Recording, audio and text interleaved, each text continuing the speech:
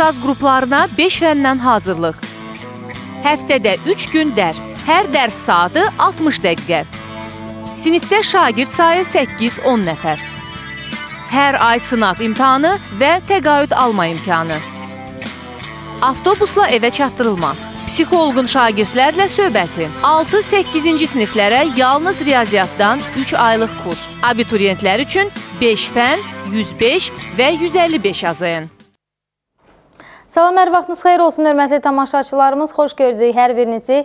Təhsilə dair növbəti buraxılışında sizləri salamlamaqdan böyük məmnunluq hissi keçirirəm və ümid edirəm ki, bugünkü söhbətlərimizdən də yaxşı mənada nələrsə götürə biləcəksiniz bizim dəyərli gənclərimiz. Bugün biz nədən danışacağıq daha çox və bugünkü qonaqlarımız kimlərdir? Bugünkü qonaqlarımız Ömər Xəyyam Dərshanəsindən gəliblər. Mən istəyirəm onlara sizlərə təqdim edeyim.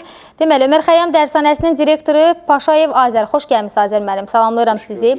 Yenidən sizləri görmək çox xoşdur. Və Ömər Xəyyam Dərshanəsinin filial müdürü Musayev Turac müəllim. Xoş gəlmişsiniz Turac müəllim. Sizə salamlayıram. Düşünürəm ki, sizlə ilk dəfədir görüşürük bu studiyada və düşünürəm ki, sizin də söhbətlərinizdən bizim tamaşaçılarımız sözün əsl mənasında faydalanacaqlar. İlk olaraq istəyirəm Azər müəllim sizdən başlayaq. Bax, bildiyimiz kimi sizin Nərimanovda da filialınız mövcuddur. Amma adı Boğaziçi Qızlar Universitetidir. Qızlar Dərshanəsidir daha doğrusu. Fərqləri nədir Ömər Xəyyam Dərshanəsi ilə?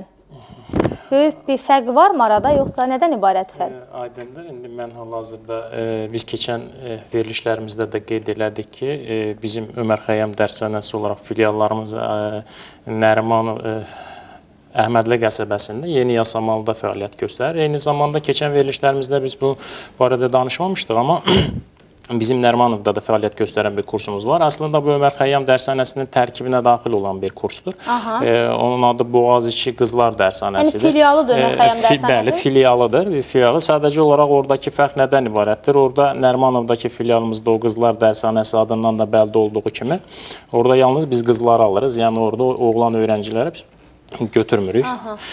Genəldə bir çox şərtlər artıq üst-üstə düşür onlarla. Təxminən bir fərqi yoxdur. Yəni eynidir şərtlər? Eynidir şərtlər, yəni müxtəlif xidmətlər var ki, onlar üst-üstə düşür. İndi hansı ki, biraz fərqləri də vardır. O fərqlər barədə də mən indi sizə və hörmətli tamaşaçılarımıza məlumat verəcəm. Deməli, bildiyimiz kimi Ömər Xəyyamda dərslər günorta saat 3-də başlayır, axşam 9-da tutarır. Eyni zamanda Boğaziçi Dərshanəsində də aynı durum var. Sadəcə olaraq Ömər Xəyyamdakı təhsil almaq istəyən şagirdlərimiz 8, 9, 10, 11 və əski illərin məzunlarıdır və onlar 5 fənn üzrə hazırlaşırlar tabii ki, hamısı. Onlar 5 fənnə görə Ömər Xəyyam Dərshanəsində 105 və 155 manatdan təhsil ala bilirlər, amma Qızlar Dərshanəsində isə standart olaraq 130 manatdan ödəniş edirlər. Yəni aylıq təhsil haqqı 130 manatdır.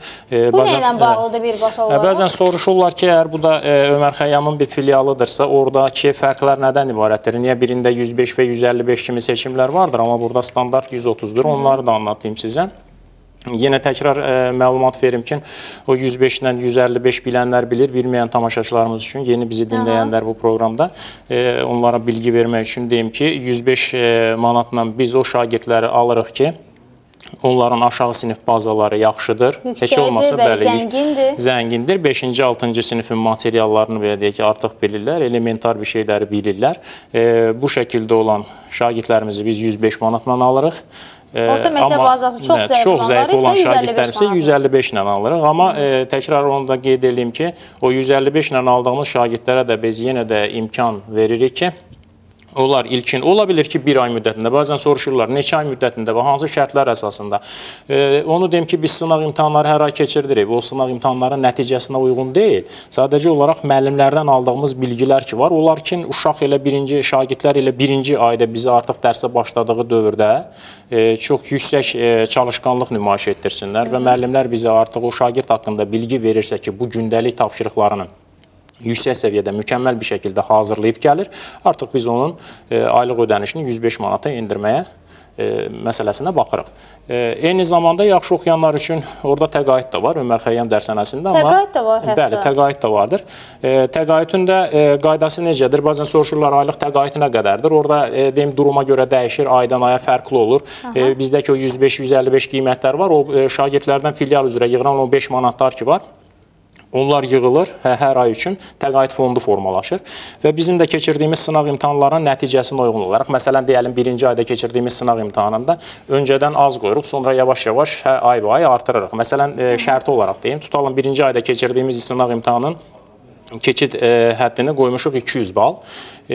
Kurs üzrə neçə nəfər, yəni bizim şagirdlərimizin neçə nəfər 200 balın üzərinə keçərsə, tutalım, filial üzrə 200 şagird var, 20 şagird ola bilir, 30 ola bilir, 50 ola bilir. Neçə nəfər keçirsə, həmin təqaüd fondu həmin şagirdlər arasında bölünür və bu da şagird sayısını dəyişdiyi üçün təbii ki, şagird başına düşən təqaüdün də miqdarı dəyişir. Amma Boğaziçi dərshanəsində təqaüd yoxdur. Orada digər özəlliklər vardır. Biraz fərqlər dediyim ki, vardır. Azər müəllim? Deməli, Boğaziçi Qızlar dərshanəsində təqaüd yoxdur. Orada biraz iri həcmli pul mükafatları vardır. Belə ki, aylıq mı olur bu? Deyim, mən sizə şimdi onu açıqlama verəcəm. Bu 8 dəfə, belə deyək, il ərzində, yəni dərs ilinin başa çatmasına qədər 8 dəfə bizdə sınaq imtahanı keçirilir. Yəni Boğaziçi dərshanəsində, aynən Ömər Xəyyamda da elədir. Bu hər halda aylıq olmur o zaman? Yox, 8 aylıq olmur. Yəni 8, mən deyim sizə, deməli 8 dəfə sınaq imtahanı keçirilir. Deyəlim, birinci, ikinci, üçüncü, 8-də. İlin sonunda bu şagirdlərin hər bir sınaq imtahanından topladığı ballar ki var, ilin sonunda o toplanan ballar ümumilikdə hamısı cəmlənir. Hansı şagirddə toplam bal 5000 olarsa, yəni 8 imtahanın sonucunda topladığı balları cəmləyirik və kimdə 5000 ballısa, o 5000 manatla mükafatlanır. Yox, əgər kurs üzrə 5000 manat, 5000 bal toplayan, yəni sonuçda toplam ballarını toplama 5000-ə çatan öğrenci olmazsa, şagird olmazsa, ümumiyyətlə baxırıq, kurs üzrə ən yüksək bal kimdədir? Keçid balını aşağı salırsınız. Yəni, keçid balını salırıq demək olmaz. Yəni, 5000-i yığan yoxdur, amma 5000-in altında ən yüksək kimdəsə bu mühaqqaq vardır. O, ən yüksək bal kimdədirsə, onu mükafatlandırırıq 2000 manatla, ondan sonra gələn ikinci yeri tutan şagird 1000 manatla, üçüncü yeri tutan 500 manatla mükafatlanır. Və bu səbəbdən də orada biz hər aylıq belə deyək, təqaüd sistemini tətbiq eləmirik. Qaldı ki, Boğaziçi Qızlar dərshanəsində də Nərimanovda yerləşir. Yəni, Nərimanovda metroya yaxın bir ərazidədir. Orada da nəqliyyat xidməti, bəli, mərkəzə yaxındır. Orada da nəqliyyat xidməti göstərilir. Digər özəlliklərin hamısı orada vardır. Yəni, Ömər Xəyyamdan duyduqları bütün özəlliklərin hamısı orada vardır. Ayırt etmək olar. Axşam saat 9-da dərslər bitir. Dərs bitəndən sonra da bütün uşaqları bizim özümüzün nəqliyyat xidməti var ki, apar uşaqları evə çatdırır. Aydındır, aydındır. Azər müəllim sualıma ətraflı şəkildə cavab verdi. Təşəkkürümü bildirirəm. Turac bəy istəyirəm söhbətimizi davam edirəm. Bax, Turac bəy, ənənəvi təhsillə müasir təhsilin fərqini istəyirəm izah eləyəsi bizim tamaşaçılarımıza. Nə ilə fərqlənir bir-birindən? Müasir təhsillə ənənəvi təhsil? Ənənəvi təhsildə təhsilin əsas vəzifəsi şagirdlərə bilik verməkdən ibarətdir. Təsadüfi deyil ki, bu dövrdə məktəblər təhsil ocağı adlandırılır, bilik ocağı adlandırılırdı. Lakin müasir təhsildə təkcə şagirdlərə bilik verməkdən ibarət deyil məqsəd. Burada həm də şagirdlərin əldə etdiyi biliklərin tətbiqi əsas nəzərə çatdırılır. Yəni, məktəbdə əsas vəzifə ondan ibarətdir ki, şagirdlər əldə etdiyi bilikləri tətbiq edə bilirlərmi? Yəni, başqa sözlə, burada şagirdlərə bilik, bacarıq və vərdişlər yiyələndirməkdən gedir söhbət. Yəni, ənənəvi təhsildə illər öncə əsas məqsəd o idisə ki, şagirdlər ümumi nəzəri biliklərə yiyələnsilər. Lakin iqtisadi, sosial inkişafla əlaqədar olaraq bugün təhsilin məzmunu, vəzifəsi və məqsədləri dəyişilir. İndi əsas məqsəd ondan ibarət şagirdlər qazandığı bilikləri praktiki olaraq tətbiq etməyə bacarsınlar. Aydındır, aydındır. Minnətdaram sizə cavabınız üçün. Azər müəllim, abituriyentlərimiz niyə görə məhz sizin kursları seçməlidirlər? Hansı üstünlüklərinə görə məhz sizə müraciət eləmədilər bizim gənclərimiz və heç bir tərəddüd etmədən? Aydındır. Deməli, şagirdlərimizin, yəni abituriyentlərin bizim kursları seçməsi üçün bir çox səbəblər vardır ki, məsəl üçün orada bayaq ki, yenə də qeyd elədiyimiz kimi müəyyən üstünlüklər vardır. Təbii ki, həvəsləndirici tədbirlərdir, təqaüd sistemidir, ondan sonra nəqliyyat xidmətidir, servislə aparıb evə çatdırmaqdır. Bu hər iki təbii ki, Ömər Xəyyamda da, Boğaziçində də tətbiq olunur. Eyni zamanda digər özəlliklər də nədən ibarətdir? Məsəl üçün, nəzarət sistemi bizdə daha çox güclüdür. bir də xüsusilə vurğulayım onu ki, sanırım ki, bu hər kəs üçün çox maraqlı olar. Demək, bizdə belə bir durum var. Məsəl üçün, bizim götürdüyümüz şagirdlər ki, var, istər 11-ci sinif, istər 9-8-ci siniflər olsun, fərq etməz. Biz onları götürəndə müqavilədə də göstəririk və şərtimizi də bərbaşdan kəsirik ki, biz öğrencilərin durumuna baxacaq birinci, ikinci aylarda. Əlimizdən gələn bütün çabaları sərf etdiyimiz sərf edəcəyik və onun belə deyək, nəticəsində hər hansı bir şagirddə belə deyək də irəliləyiş müşahidə olunmazsa, direkt onun valideynlə irtibata keçirib, yəni valideynlə dəvət edib, uzaqlaşdıracaq. Şimdi bəzən gəlirlər, görürsünüz, otururlar, biz uşaqlara sorğu-sual edirik, müəyyən ki, bilik bazasının nə dərəcədə olmasını çox zəif olur, soruşurlar ki, şimdi götürmürsünüzmü, nə deyirsiniz falan kimi. Belə bir durum yoxdur, yəni hər bir şagirdi götürməsinə götürüyoruz. Çünki bizim uşaqların içində, şagirdlərimizin içərisində elələri vardır, gerçəkdən onların bazaları çox aşağı səviyyədə olmasına baxmayaraq, düzdür, nadir rastlanır, amma belə olmasına baxmayaraq yenə də onların içindən tapmaq olur ki, onları öyrətirsən çox mükəmməl bir şəkildə öyrənir. Şimdi bizim durub da şagirdlərə yox, sizin uşağınız bu saat hal-hazırda bilik səviyyəsi çox aşağıdır, bundan daha bir şey olmaz kimi doğru deyildir, yəni doğru yanaşma tərzi deyildir. Muhakkak onların içində də belə deyəlim, həvəslə gəlirlər, onları müəyyən qədər həvəsləndirmək lazımdır. Bəziləri vardır ki, şərait olmayıbdır onların öyrənməsinə, mühit olmayıbdır öyrənməsinə, amma öyrədirsən çox mükəmməl bir şəkildə öyrənir. Təbii ki, onlara da öz tövsiyələrimizi veririk, amma buradan valideynlərimizə endirim. Bax, hal-hazırda bizdə qeydiyyat gedir, çox yoğun bir şəkildə qeydiyyata gəlirlər. Yenə deyirəm, təəssüf hissi ilə qeyd edəcəm ki, durum çox da xoşa gələn deyil. Təbii ki, şagirdlərin bilik səviyyəsindən bəli, hər dəfə qeyd edirəm bu məsələni. Bəzən vurma cədvəlini bilmirlər, bu ürək ağrıdıcı bir məqamdır. Şimdi, onlarda durum nədir? Baxırsan, hətta bəziləri deyir ki, 2 ildir, 3 ildir bu hazırlıqda olub, ola bilməz. Yəni, sanki insan bəzən görürsünüz ki, gəlib orada, belə deyim ki, şoka girirlər valideynlər. Yəni, mən deyincə sıfırdır, yox, ola bilməz, mümkün olan bir şey deyildir, yəni bu şəkildə. Şimdi, o da nədən qaynaqlanır?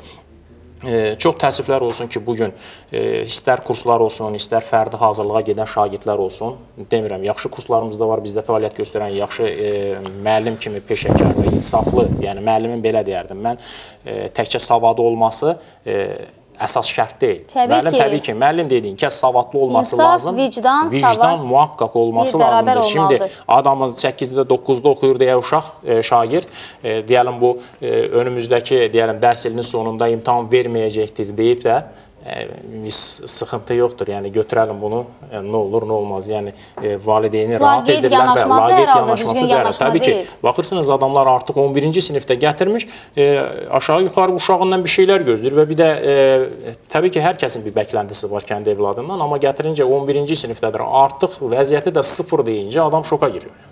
Bax, bunlar çox xoşa gəlməyən bir hallardır. Ona görə də buradan səsləndirəm. Hər kəsə, valideynlərə də xüsusilə valideynlərimiz bizi hal-hazırda izləyirlər, gənclərimiz. Bəli, valideynlər. İndi soruşurlar ki, bəs nətər olur ki, niyə bu durumlarla biz üzə qalırıq? Yəni, məsələ olur. Valideynlərimizin üzərinə düşən öhdəliklər çoxdur və buradan deyim ki, onların çatışmayan xüsusiyyətlərindən biri nədir? Övladımı qoymuşum hər hansı bir kursa deyəlim və yaxud da hər hansı bir repetitor yanına göndərirəm, aylıq ödənişini ödəyirəm və vəzifəmi icra etmiş hesab olunuram. Bu kəsinliklə belə deyildir. Yəni, orada onların vəzifəsi bitmiş deyildir. Onlar hara göndər, istərsə bizim kursumuz olsun. Yəni, bizim kursa gəlirsə, gəlsin.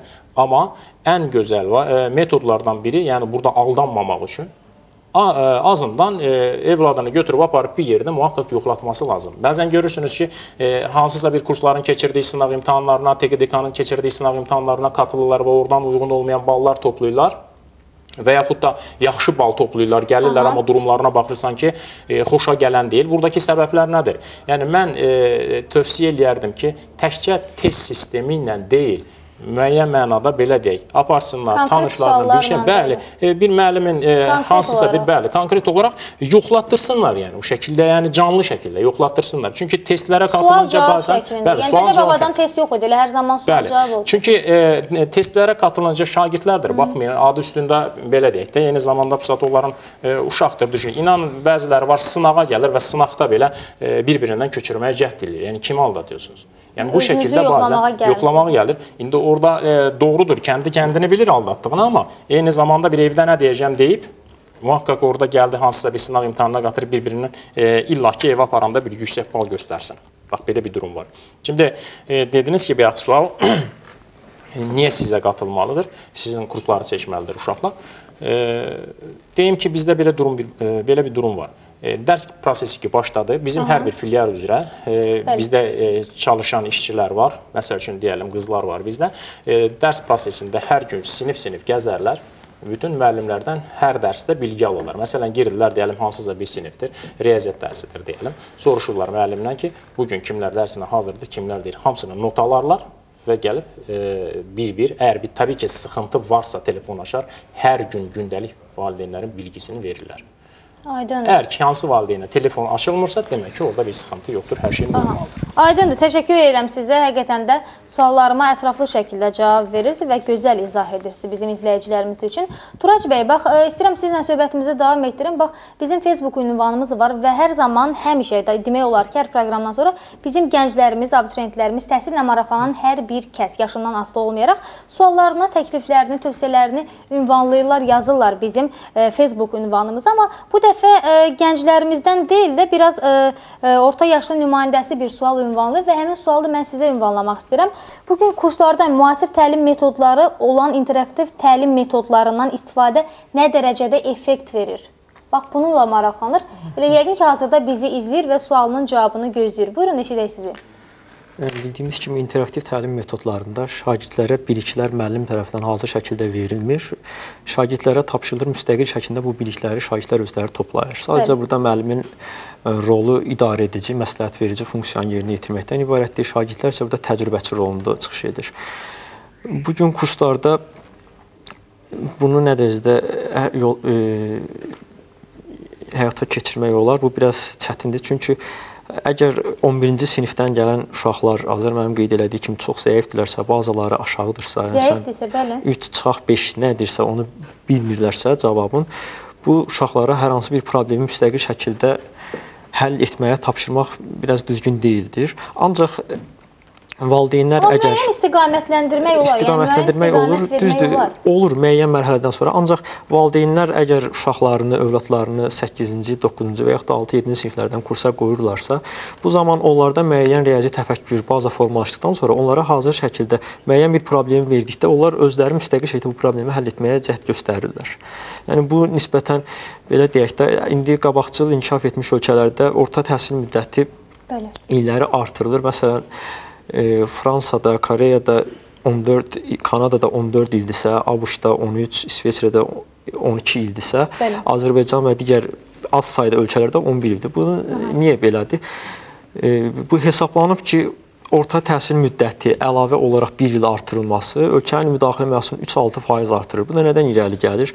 Yəni, qısa bir müddətdə interaktiv təlim metodlarını istər orta məktəbdə, istər kurslara şagirdlərə keçmək olmur. Çünki indi hal-hazırda proqramlar elədir ki, şagirdlərin yaşına uyğun və yaxud da onların dərk etmə qabiliyyətinə uyğun deyildir. Qavraya biləcəyi səviyyədə deyil. Ancaq xaricdə bu, hətta kiçik yaşlarında, ibtidai siniflərdən müəyyən vərdişlərə yiyələnir və bəzi ölkələr var ki, Avropa ölkələrində, Amerika ölkələrinin çoxsunda bu cürdür ki, onlar artıq orta məktəb bitərəndə müəyyən sertifikatlar alırlar. Məsələn, avtomobil sürücüsü kimi vəsiqə alırlar, müəyyən santexnik, elektrik kimi müəyyən sertifikatlara yiyələnirlər. Lakin bizdə bu, deyərdim ki, hələ o dərəcədə inkişaf eləməyib. Hətta ali məktəbi qutaranlar belə müstəqil şəkildə fikirlərini yürütməkdə çətinlik çəkirlər. Yəni, bu nöqteyi nəzərdən əgər 11-ci sinifdə hazırlığa gəlibsə, bazası zəifdirsə, onlara interaktiv təlim metodlarından dərs keçmək effekt vermir. Lakin aşağı siniflərdən gələn uşaqlara yenə deyirəm, bu effekt verir. Aydındır. Turac müəllim, ümumiyyətlə, müasir dövrün müəllimi və şagirdi əslində necə olmalıdır? Yəni, müasir dövrün müəllim və şagird modeli haqqında. Müasir dövrün müəllimi üçün bilik inhisarçılığına son qoyulmalıdır. Yəni, bunun nə deməkdir bu? Yəni, müəllim auditoriyaya girib biliyi hazır şəklində şagirdlərə çatdırmalı deyil. Müəllim burada idarəçi və konsultat rolu oynamalıdır. Çünki 20-ci əsr idarə etmə əsridir. Şagirdlərə burada müəllimin vəzifəsi odur ki, müstəqil şəkildə fikir yürütməyi, problemi müstəqil həll etmək qabiliyyətini aşılamalıdır. Əgər bugün biz orta məktəbi və yaxud da ali məktəbi quturan kadrlarımız müstəqil şəkildə qərar verə bilmirsə, müəyyən bir problemi müstəqil şəkildə həll edə bilmirsə, o həyatda uğur qazana bilməz. Rast ki, biz Avropaya, Amerikaya inteqrasiya yolunu tutmuşuq, onların təhsil sistemini də mənimsəməliyik. Aydındır, aydındır. Hər halda bu da Turac bəyin fikirləri idi. Təşəkkür edirəm yanaşmanıza görə. Azər müəllim, sizlə davam etdirək söhbətimizi. Bax, olur ki, bəzən valideynlər şikayətlənirlər ki, kursların sonunda, belə deyək də, kursların keçirdiyi sınaq imtahanları var ki, bu sınaq imtahanlarından bizim gənclərimiz yüksək nəticə göstərirlər. Amma buna baxmayaraq, tələbə qəbulu üzrə Dövlət Komissiyasının keçirdiyi sınaq imtahanlarındansa bizim abituriyentlərimiz çox zəif nəticə göstərirlər. Bunun səbəbi nə ola bilər? Yəni, kurslarda, sınaqda yazılan sualların, tərtib olunan sualların yükü, yəni çoxmu yüngüldür ki, onlara belə asanlıqla cavab verə bilirlər, tələbə qəbulu üzrə Dövlət Komissiyasının tərtib etdiyi suallara cavab verə bilmirlər? Aydındır. Mən səhv eləmirəmsə, biz keçən verilişimizdə də bu mövzuya, buna bənzər bir mövzuya toxunmuşduq. Deməli, oradakı problemlər nədədir? Yəni, bizim valideynlərimiz bir neçə məqamlarda, belə deyək, yanlış anlamasılarla aldanırlar. Məsələ nədədir? İndi şagirdlər kursa gedincə, bizim kimi belə deyək, digər kurslarda var təbii ki, fəaliyyət göstərən. Orada müəyyən bir sıxıntılar yaranır, hansı ki, onlardan bizzat belə deyək, valideynlərin xəbəri yoxdur. Bu belə deyək, hər bir kursun öz daxilində gedən bir prosesdir ki, mənim üçün həmişə mən hesab eləmişəm ki, nə varsa hamısını açıq bir şəkildə bizlə əməkdaşlıq edən valideynlərdir. Ümumiyyətlə, hər hansı bir iş olursa, yəni tərəf müqabildir. Onlar hamısı bizim gördüyümüz işlərin detaylı şəkildə hər bir şeyindən məlumatlı olmaları lazımdır. Məsəl üçün, belə deyək, şimdi bizim öz daxilimizdə keçirdiyimiz imtahanlar var. Keçən dəfə də qeyd elədiyim kimi, mən sualların ağırlıq dərəcəsini digər müəllimlərdən də tələb edirəm ki, orta səviyyəyə qədər heç olmasa tərtib eləsinlər. Yəni, yüngül suallar bu uşaqları biraz, şagirdlərimizi biraz belə deyək də, haradasa mükəmməl bir biliyə sahib olmalarına maneçilik törədir. Özünə güvən olmayacaq o zaman. Tabii ki, onlar necə indidən alışırlarsa, gələcəkdə də deyəlim, qəbul imtahanlarına qatılanda da tabii ki, ona bənzər sualları bəkləyirlər. Yəni, bəkləntiləri odur və onunla qarşılaşmayınca da bir sıxıntıya gelirlər. İndi, belə deyək, mən dedim ki, keçən dəfədə sualların ağırlıq dərəcəsi ki, çox olur, tutalım. Şagirdlər imtahana qatılırlar və imtahanın nəticələri o qədər də xoşa gələn olmur. Təbii ki, məsələn, mən mütəxəssis kimi deyirəm ki, mən bilirəm ki, mənim tərtib elədiyim, deyəlim, riyaziyyatdan 25 dənə sual var və bu uşaq onun 5 dənəsini cavablaya bilibdir və mən bilirəm ki, oradakı suallar ağırdır və bu 5 dənəni cavablayıbsa çox xoşa gələndir, mənim üçün xoşa gələndir. Amma maalesef ki, bugün valideynlərimiz, bax, buradan yenə də təkrar edirəm, xahiş edirəm, siz uşaqlarınızın, şagirdlərin bilik səviyyələrini onların qatıldıqları sınaq imtahanında neçə sualı cavablaması ilə, yığdığı balla dəyərləndirməsinlər. Çünki yığılan ballar fərqli ola bilir. Deyəlim, bir şagirdə 25 dənə sual verirsin, 25-dən birini yazamaz və yaxud elə suallar həmin şagirdə elə suallar verirsən, hamısını yaza bilir. Şimdi oradakı problem ondan ibarətdir ki, bir çox kurslarda, yenə deyirəm, təbii ki, hamısını demirəm, çox qısa zəhmət olmasa belə. Bir çox kurslarda, bax, o problemlərin yayınmaq üçün, çünki şagirdlər haradakı az bal toplayırlar, valideynlərimiz bir zat ona baxıb, şagirdləri oradan çəkərlər, digər yerlərə yönləndirirlər. Onun qarşısını almaqdan ötəri də bəzi kurslar, yenə deyirəm, hamısını demirəm, bəziləri süni şəkildə sualları ağırlıq dərəcəsini aşağı salırlar ki, göstəricilər yuxarı qalsın. Bax, bu biraz bizim valideynlərimiz alır. Təşəkkür edirəm hər ikinizə minnətdaram studiyamıza gəldiyiniz üçün və bütün suallarımı cavablandırdığınız üçün. Hörmətli tamaşaçılar, biz sizə də minnətdaram ki, bu müddət ərzində bizi izlədi. Sağ olun, salamat qalın. Bütün ixtisas qruplarına 5 fəndən hazırlıq. Həftədə 3 gün dərs. Hər dərs saatı 60 dəqiqə. Sinifdə şagird sayı 8-10 nəfər. Hər ay sınaq imtahanı və təqaüd alma imkanı. Avtobusla evə çatdırılma. Psixoloqun şagirdlərlə söhbəti. 6-8-ci siniflərə yalnız riyaziyyatdan 3 aylıq kurs. Abituriyentlər üçün 5 fən, 105 və 155 yazın.